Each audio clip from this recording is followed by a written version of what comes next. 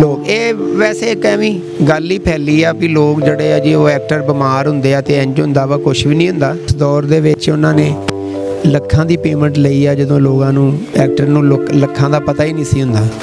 ठाकर साहब ने नासर चन्योटी साहब ने सलीम साहब आ अदर सारे जिहड़े जिन्ने भी साडे लेजेंड ने बिल्कुल उहदे नाल मोढा लाया वा। सोनू कल्ला नहीं है, सारी फनकार बरादरी भी उहदे नाल आ। लाहौर की बातों की वीडियो देखने के लिए वीडियो को लाइक करें, चैनल को सब्सक्राइब करें, साथ पे बेल आइकन पर जरूर प्रेस करें ताकि नई आने वाली वीडियो आप तक पहुंच सके। अस्सलाम वालेकुम सर। वालेकुम सलाम। होगा जी की हाल है? ठीक। हाँ जी शुक्र अल्लाह दा अलहमदुलिल्लाह। होगा जी माशाल्लाह तुसी हुण टैडी साहब दे कोल ते कल भी आए तदफीन वास्ते, तुसी माशाल्लाह इंटरव्यू भी होया।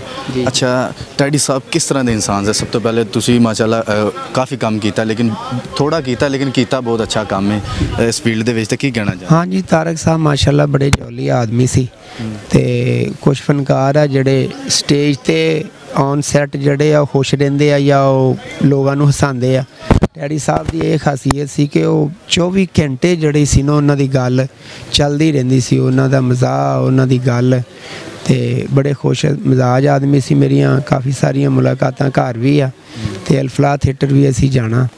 बड़े खुश मिजाज आदमी सी ते बेहतरीन अपनी वो जिंदगी गुजार के गए आ। उस दौर दे विच उन्हां ने लखां दी पेमेंट लई आ जदों लोगों नूं एक्टर नूं लखां दा पता ही नहीं सी हुंदा।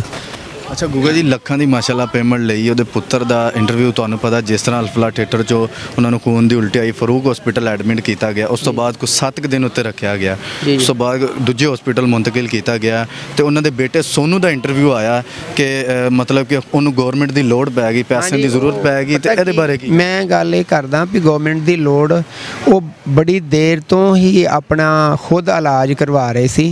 उन्हों का जिगर का मसला सी, उन्होंने कोई 5 साल तो खुद अपने पैसों नाल इलाज करवाया वा।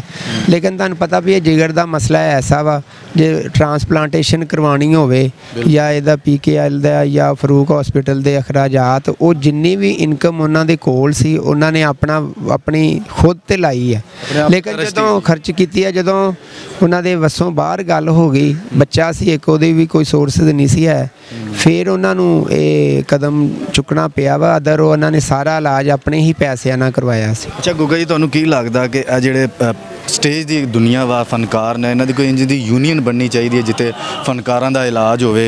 इस तरह की यूनीयन हजे तक नहीं बनी जिवें हर डिपार्टमेंट की है, डॉक्टरां दी, वकीलां दी, हर डिपार्टमेंट की है। नहीं यूनीयन कई बनियां ते कई ख़त्म हो गई। सब तो पहला तो जड़ा एक्टर जड़े लोग ने उन्होंने थोड़ी सेविंग अपनी करनी भी चाहिए है, कर भी लए आ लोग ये वैसे एक एवं गल ही फैली आ भी लोग जड़े जी वो एक्टर बीमार होंगे आ ते इंज हुंदा वा कुछ भी नहीं हुंदा ते वो अपना सारी उम्र उन्होंने अपनी अच्छी जिंदगी गुजारी आ।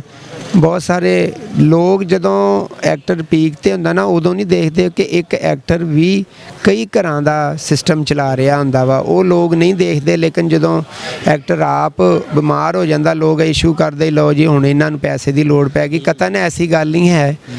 तो जदों उन्हां दा पीक दा जमाना हुंदा वा लोगों की भी बड़ी वो हैल्प करते आ।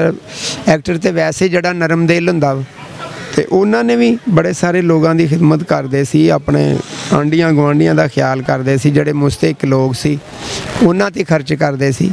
वो भी लास्ट टाइम बिल्कुल लास्ट टाइम आके उन्होंने पैसे का प्रॉब्लम बनया वा, और ऐसा इशू कोई नहीं सी। 5-6 साल तो खुद अपना इलाज करवा रहे थे। अच्छा गुगा जी जिहड़े उन्होंने बेटे है ना सोनू टैडी साहब के बेटे ने वो तो कोई इनकम सोर्स नहीं है उन्होंने, पहले भी नहीं सी हुण भी नहीं, उन्होंने क्यों फ्यूचर वेखना चाहते? ये रोज़ दे इस तरह के मामलात हज़ारां हुंदे आ सोनू तो इलावा भी, तो सब तो वड्डी अल्लाह पाक की ज़ात हुंदी आ, उन्हें रावां कड्ढणियां हुंदियां।